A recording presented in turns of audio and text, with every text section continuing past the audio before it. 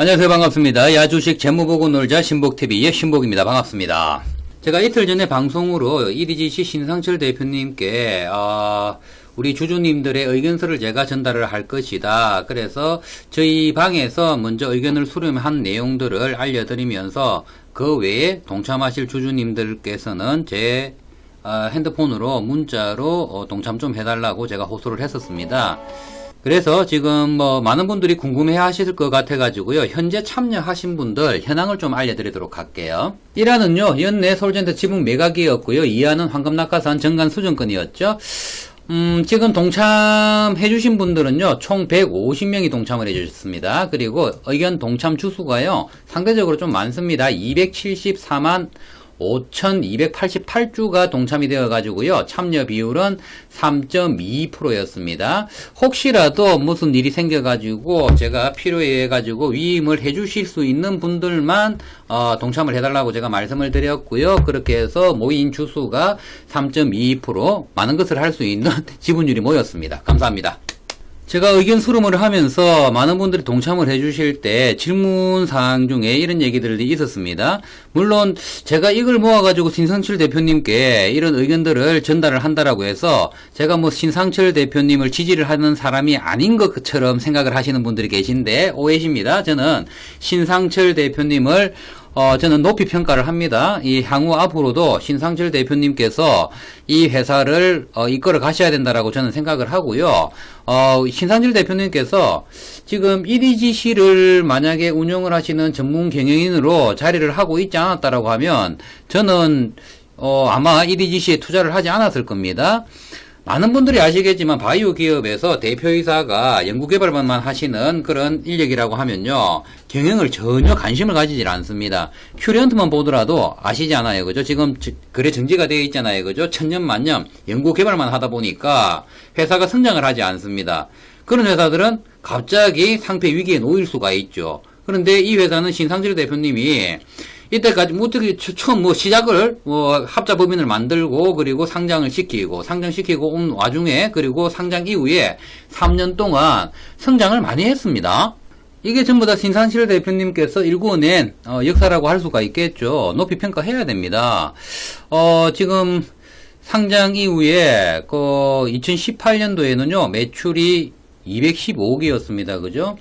20년도는 매출이 567억이었습니다. 그리고 작년에 헬스케어 합병을 하고요. 매출을 925억으로 만들어냈죠.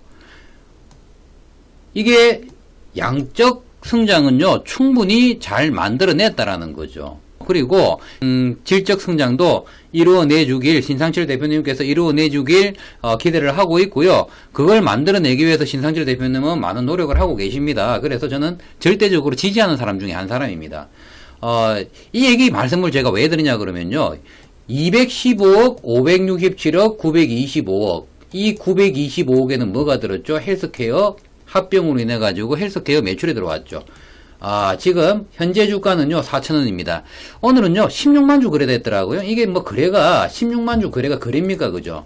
그래도 아니죠. 제가 이때까지 EDGC 투자를 하면서 가장 거래량이 적은 0.19% 회전율을 제가 오늘 봤어요.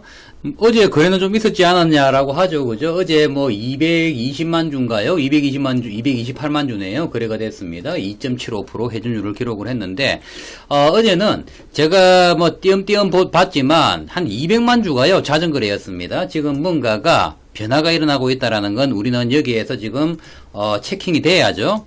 이 자전거래가 증권사가 가지고 있는 물량으로 그냥 자전거래를 했을 리는 없고요. 누군가의 지시에 의해서 자전거래가 이루어졌을 겁니다. 그래서 뭔가가 변화가 일어나고 있다.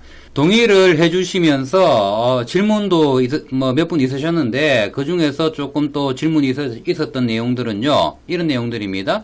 서울젠터 지분 매각한다라고 해서 주가를 끌고 갈 수 있느냐? 단기 파동을 만들어내려고 지분을 매각을 하는 게 아니죠. 저는 단기 파동 만들어가지고, 탈출할 생각이 전혀 없습니다. 그래서 이때까지 팔지 않았던 것이고요. 결국은 앞으로 향후 지금 시장 위험이 지금 다가올 위험들이 지금 보이는 것들이 있잖아요. 그죠? 전 세계가 지금 버블 상태고요. 그리고 테이퍼링이라든지 아니면 중국 흥다가 뭐 지금 부도가 난다라든지 뭐 디폴트가 난다라든지 뭐 그런 상황이 발생을 한다라고 하면요, 시장 충격이 올 수 있습니다. 그러면 시장 충격이 왔을 때 외인들이 뭐 물론 환율 위험도 있고요, 여러 가지 위험들이 있습니다. 뭐 그런 것들이 만약에 닥쳐가지고 전체 시장이 무너진다라고 하면요, 기초 체력이 약한 기업들은요 와르르 무너질 수가 있습니다.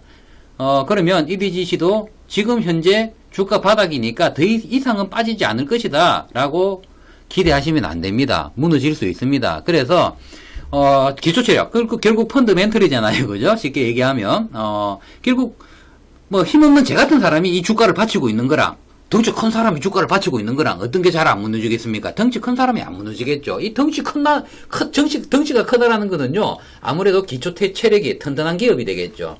지금 현재의 EDGC 지금 멘털로는 절대 받칠 수가 없습니다. 이거 충분히 무너질 수가 있어요. 그래서 바닥 주가를 지키기 위해서라도 지금 이 서울젠터 지분 매각은 있어야 되고요. 지금 4,000원은요, 지금 설명이 안 되는 주가입니다. 왜? 상장 때 9,000원이었어요. 자, 9,000원. 지금 뭐 무중해서니까 4,500원이라고 할게요. 4,500원이었습니다. 자, 물론 여기에 프리미엄이 붙어가지고 상장을 했겠죠, 그죠? 그래서 프리미엄이 빠졌다라고 가정을 할게요. 그래서 2,000원대에서 3,000원대에 놀았다고 가정을 하겠습니다. 여기에서 이때는 200억 매출이었고요. 매출이 2배로 뜁니다. PCR이. 물론 적자는 영업이익은 마이너스 폭이 커졌습니다. 그래서 지금 이 안에서 박스권에서 장기간 놀고 있었습니다. 이 지금 상승분은 외형 성장을 했다가 상승분이 나온 게 아니죠. 서울젠터 진단키트로 상승분이 나온 겁니다. 그죠? 그러면 이때 뭘 했습니까? 작년에 헬스케어 합병을 했습니다. 제가 작년 분기보고서 읽어드릴 때 3분기인가? 그때 읽어드릴 때 헬스케어 합병은 반기보고서 읽어드릴 때 헬스케어 합병은 이거는 신의 한 수다. 왜? 외형 성장을 크게 가져올 것이다. 근데 이게 신 대표님이 안 계시고 이민석 대표님이 만약에 연구개발 하시는 분이 운영을 하시는 분이었다라고 하면요, 이런 거 생각 못 합니다. 신 대표님이었기 때문에 생각을 했을 거예요. 그래서 외형 성장을 만들어내죠. 그러면 이때 1대3 비율로 뭘 했죠? 합병을 했죠. 그러면 여기 주가, 현재 4,000원의 주가는 뭐가 있죠? 헬스케어 가치까지 같이 들어가 있는 거예요. 그럼 주가가 설명이 안 되는 겁니다, 이 4,000원은. 왜?